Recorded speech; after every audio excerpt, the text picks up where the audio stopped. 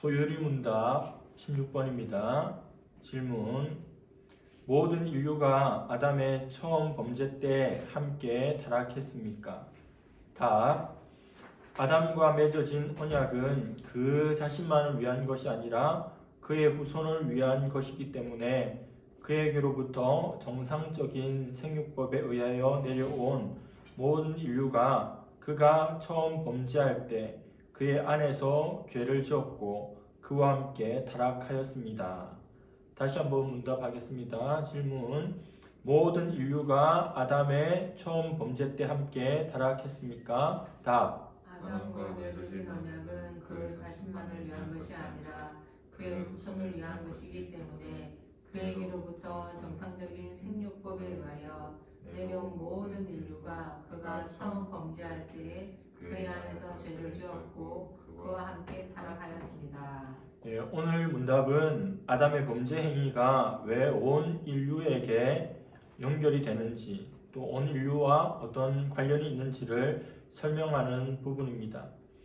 오늘 문답의 핵심은 하나님께서 아담과 언약을 맺으셨는데 그 생명의 언약이 아담 개인의 것만이 아니라 모든 인류의 것으로 밝혀주고 있습니다.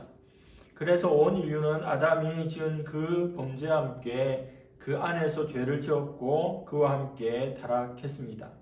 즉 아담이 선악과를 따먹은 그 범죄는, 그 죄악은 아담만의 것이 아니라 우리가 저지른 죄라고 할 수 있다는 겁니다.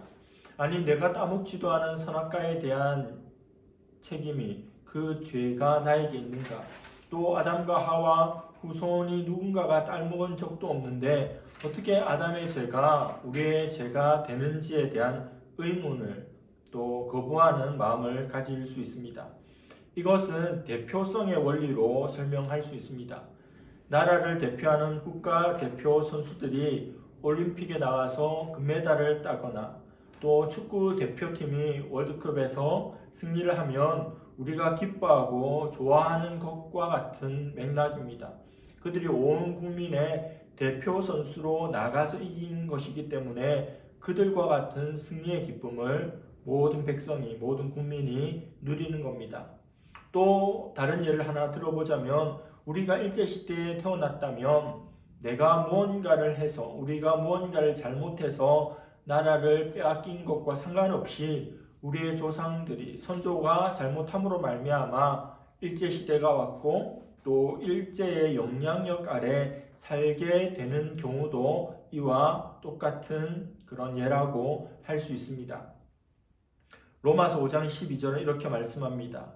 그러므로 한 사람으로 말미암아 죄가 세상에 들어오고 죄로 말미암아 사망이 들어왔나니 이와 같이 모든 사람이 죄를 지었으므로 사망이 모든 사람에게 이르렀느니라. 한 사람, 아담으로 말미암아, 원래는 하와와 아담이죠. 그들로 말미암아 죄가 세상에 들어온 겁니다. 인류의 대표로서. 또 죄로 인하여 사망, 죽게 되었던 거죠. 그와 같이 모든 사람이 죄를 지었고 이제 모든 사람에게 사망이 왔다는 겁니다. 그래서 시편 기자는 시편 51편 5절에 내가 죄악 중에 출생하였으며 어머니가 죄 중에 나를 잉태하였다고 고백합니다. 모든 인류, 아담 이후의 모든 인류의 태어남이 다 죄악 중에 있다는 거죠. 그리고 로마서 3장 10절에는 의인은 없나니 하나도 없다고 말씀합니다. 아담과 하와의 모든 후손 가운데 죄가 없이 태어난 사람은 아무도 없고 또 의인이라고 할 수 있는 존재가 아무도 없다는 겁니다. 왜죠? 최초의 인류 대표 선수였던 아담이 불순종하였기 때문에. 그래서 우리가 죄를 짓게 되는 것은 아담의 죄와 또 사망의 노예가 되었기 때문에 죄 지을 수밖에 없다는 겁니다. 대초에 하나님께서 아담과 행위 언약을 맺으셨죠. 선악과를 따먹지 말라는 언약을 맺으셨습니다. 그러나 아담뿐만 아니라 아담 이후의 모든 인류와 이 언약을 맺으셨습니다. 아담은 모든 인류의 머리죠. 대표입니다. 그가 넘어졌기에 그뿐만 아니라 온 인류가 넘어졌습니다. 안타까운 일이죠. 그러나 우리에게 소망이 있습니다. 이 소망 역시 대표성의 원리로 설명할 수 있습니다. 한 사람 아담으로 말미암아 수많은 사람들에게 죄가 전가 그들에게 전해졌습니다. 그 죄의 영향력이 미쳐졌습니다. 첫사람이 실패해서. 그런데 둘째 아담이신 예수 그리스도 한 분으로 인하여 수많은 사람들이 구원을 받게 된 것입니다. 오늘 답에 나오는 것처럼 정상적인 생육법, 남자와 여자가 만나서, 정자와 난자가 만나서 생명이 잉태되고 또 어머니에게서 태어나는 이 정상적인 방법으로 태어나는 인류 중에 죄인이 아닌 사람이 아무도 없죠. 왜요? 아담의 후손이기 때문에 그렇습니다. 그러나 예수님은 정상적인 생육법에서 오신 분이 아닙니다. 남자와 여자 성행위를 통해서 정자와 난자가 만남으로 태어나신 분이 아닙니다. 마리아의 자궁 속에 잉태되긴 했지만 남자에 의해서, 사람에 의해서 태어난 존재가 아니죠.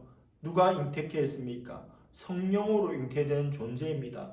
인류의 다른 모든 사람과 구별된 방식으로, 다른 방식으로, 죄가 없는 방식으로 태어나셨기 때문에 죄 문제를 해결할 수 있는 것이죠.